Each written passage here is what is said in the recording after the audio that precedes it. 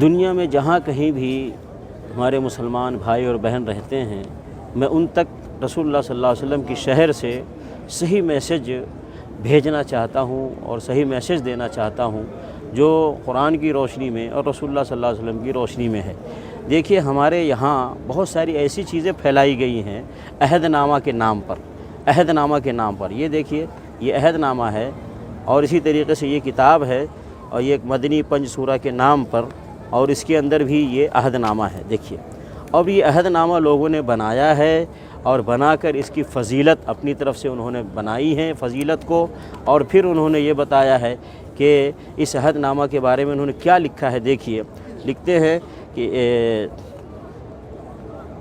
یہ شجرہ یا عہد نامہ قبر میں رکھنا جائز ہے، اور بہتر یہ ہے کہ میت کے منہ کے سامنے قبلے کی جانب طاق کھود کر اس میں رکھیں۔ بہار شریعت و فتاوی افریقہ بحوالہ رسالہ فیض عام شاہ عبدالعزیز صاحب، ٹھیک ہے۔ اور پھر یہاں لکھا ہے کہ امام صفار نے ذکر کیا کہ اگر میت کی پیشانی یا امامہ یا کفن پر عہد نامہ لکھا جائے تو امید ہے کہ اللہ تعالیٰ اس میت کو بخش دے اور عذاب قبر سے معمون فرمائے۔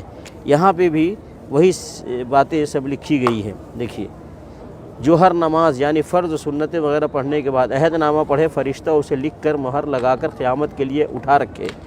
سمجھ گئے؟ یعنی اپنی طرف سے انہوں نے فضیلت بنائی ہے۔ پھر یہاں لکھا ہے بہتر یہ ہے کہ عہد نامہ بلکہ شجرہ وغیرہ میت کے منہ کے سامنے قبلے کی جانب قبر کی اندرونی دیوار میں طاق کھود کر اس میں رکھے۔ دیکھیے، اب یہ عہد نامہ کیا ہے؟ ہمارا اسلام میں عہد نامہ کوئی چیز نہیں ہے۔ اسلام میں جو عہد نامہ وہ یہ ہے کہ ہم نے لا الہ الا اللہ پڑھا ہے، محمد رسول اللہ پڑھا ہے، ہم نے یہ عہد کیا ہے اللہ رب العالمین سے کہ ہم اللہ رب العالمین ہی کی عبادت کریں گے، اور اللہ کے رسول محمد صلی اللہ علیہ وسلم کو ہم رسول سمجھتے ہیں، تو محمد رسول اللہ صلی اللہ علیہ وسلم کے طریقے کے مطابق ہی میں اللہ کی عبادت کریں گے۔ تو یہ کلمہ خود ایک عہد نامہ ہے۔ اب اس کلمے کے مطابق چلنا ہے، قرآن مجید کو پڑھ کر سمجھ کر اس کے مطابق چلنا ہے، اور اسی طریقے سے رسول اللہ صلی اللہ علیہ وسلم کی ارشادات ہے، فرامین ہے، ان کا طریقہ ہے، ان کی سنت ہے، اس کے مطابق چلنا ہے۔ اللہ رب العالمین نے کیا فرمایا ہے؟ بلا من اوفى بعهده واتقى فإن الله يحب المتقين، یہ آل عمران میں یہ آیت ہے۔ تو اللہ رب العالمین نے جو عہد یا عہد نامہ بیان فرمایا ہے کہ جو بھی اللہ رب العالمین نے قرآن کی شکل میں دیا ہے اور اللہ کے رسول محمد صلی اللہ علیہ وسلم نے اپنے ارشادات اور فرامین کی شکل میں دیا ہے، اس کے مطابق چلنا۔ تو یہ اصل اللہ رب العالمین اپنے بندوں سے چاہتا ہے۔ اسی طریقے سے نبی علیہ الصلوۃ والسلام نے فرمایا العہد الذی بیننا وبینہم الصلاۃ فمن ترکها فقد کفر۔ یہ مسلم شریف میں حدیث ہے کہ ہمارے نبی صلی اللہ علیہ وسلم فرما رہے ہیں کہ ہمارے اور کافر کے بیچ میں جو عہد ہے، پیمان ہے، وہ نماز ہے۔ فمن ترکها فقد کفر، جس نے نماز کو چھوڑ دیا اس نے کفر کیا۔ مسلم شریف میں حدیث۔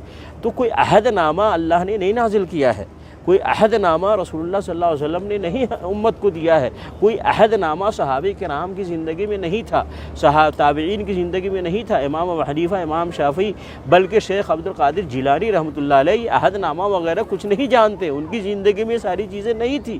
یہ سراسر ایک ایسی چیز ہے جس کو لوگوں نے بنایا ہے، اور بنا کر کے امت میں پھیلایا ہے، اور امت میں پھیلا کر لوگوں کو غلط راستے کی طرف لے جا رہے ہیں۔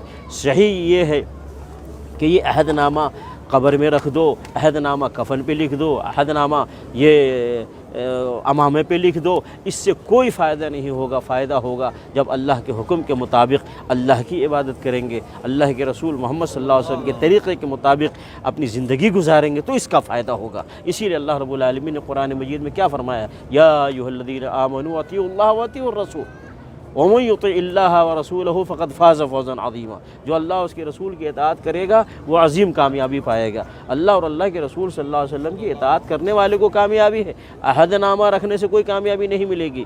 نبی علیہ الصلوۃ والسلام نے فرمایا من اطاعنی دخل الجنہ، جس نے میری اطاعت کی وہ جنت میں گیا۔ عہد نامہ سے کوئی فائدہ نہیں ملے گا، رسول اللہ صلی اللہ علیہ وسلم کی اطاعت کرنے سے فائدہ ملے گا، رسول اللہ صلی اللہ علیہ وسلم کے طریقے پر چلنے سے فائدہ ملے گا، رسول اللہ صلی اللہ علیہ وسلم کے طریقے کے مطابق اپنی زندگی کو ڈھالنے سے فائدہ ملے گا، عہد نامے سے کوئی فائدہ نہیں ملے گا۔ اس لیے اللہ کے بندوں، محمد رسول اللہ صلی اللہ علیہ وسلم کی امتیوں، اس عہد نامے سے بچو۔ یہ دھوکہ ہے، یہ فراڈ ہے، یہ جھوٹ ہے، یہ اسلام نہیں ہے۔ اللہ ہم سب کو اس کی توفیق عطا فرمائے۔